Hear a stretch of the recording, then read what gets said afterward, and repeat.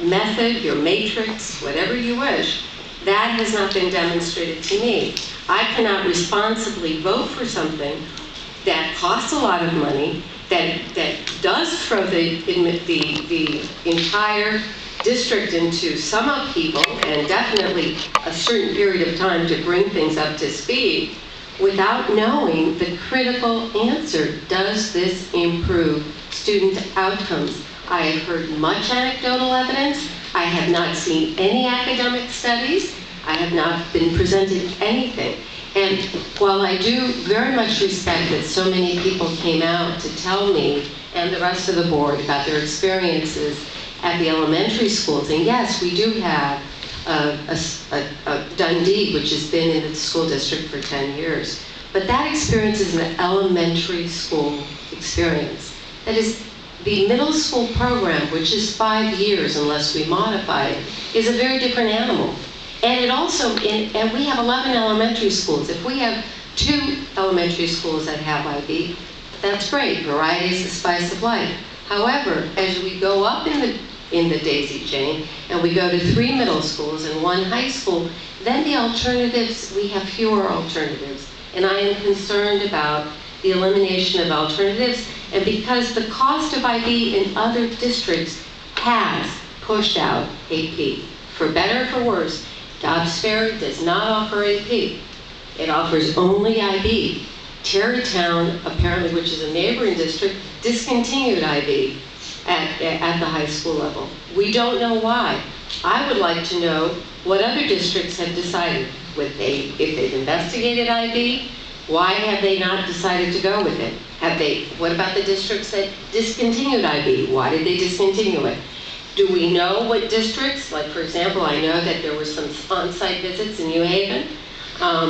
Did the student outcomes improve as a result of IB? I don't have that information.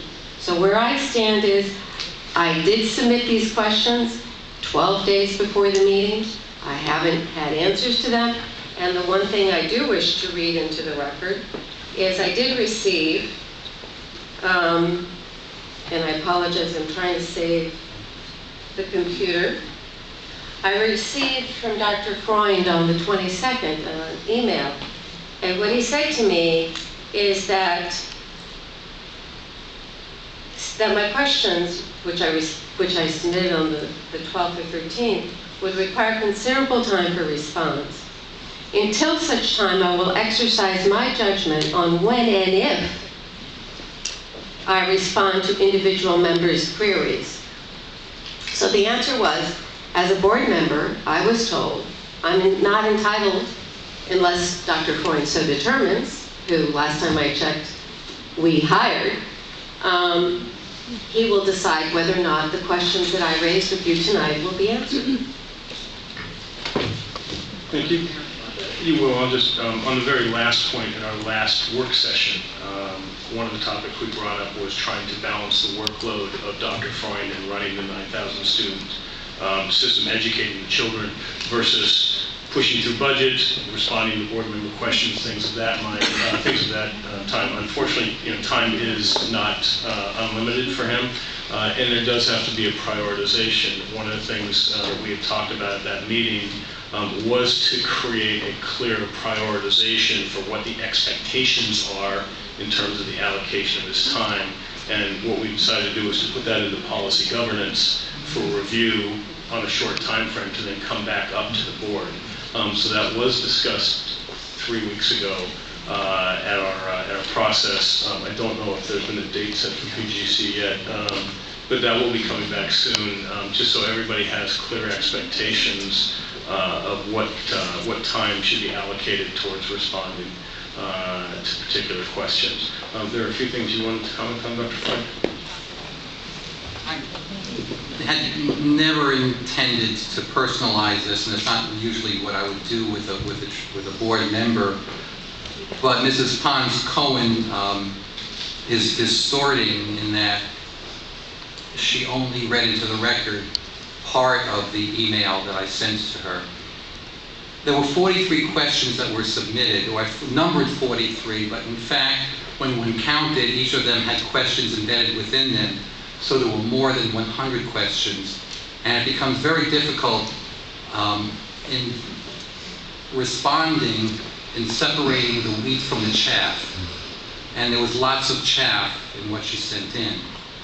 Was I to have spent my time determining, one of her questions requested, estimating the cost of arbitrating or litigating in Switzerland should a dispute arise, or identifying all school districts where lawsuits resulted due to IB implementation or suspension and an explanation of the nature of those lawsuits, or the ACLU litigation costs to defend in Upper St. Clair, Pennsylvania, or the identification of school systems that withdrew from IB, were they interviewed, and what were the reasons they gave for suspending participation, or identification of school systems that considered IB and rejected it, or how many students graduated with an IB diploma in 2009 and 10 in those schools that had the programs and the cost per student. What are the annual salaries of persons covering the Greenwich account in 2009 and 2010? Do they receive bonuses, and if so, what predicates the bonuses? Is it true, and it goes on and talks about someone who allegedly had plagiarized, is it true that Ian Hill, someone I never heard of, was one of the founding members of Earth Charter, an organization I never heard of? Please explain the relationship between Mr. Hill and Earth Charter now. What would be the, and here's one I couldn't even understand, what would be the cost, maybe someone can explain it to me, what would be the cost of unwinding IB today, beginning with the cost of all IB program and related costs commencing 11 years ago, 1 year prior to Dundee opening? Those are examples of questions, so it becomes very, very difficult to determine what should be responded to, what shouldn't be responded to. I certainly want to be responsive to board members, but there also has to be a reasonableness, and I don't consider her requests and questions to be reasonable.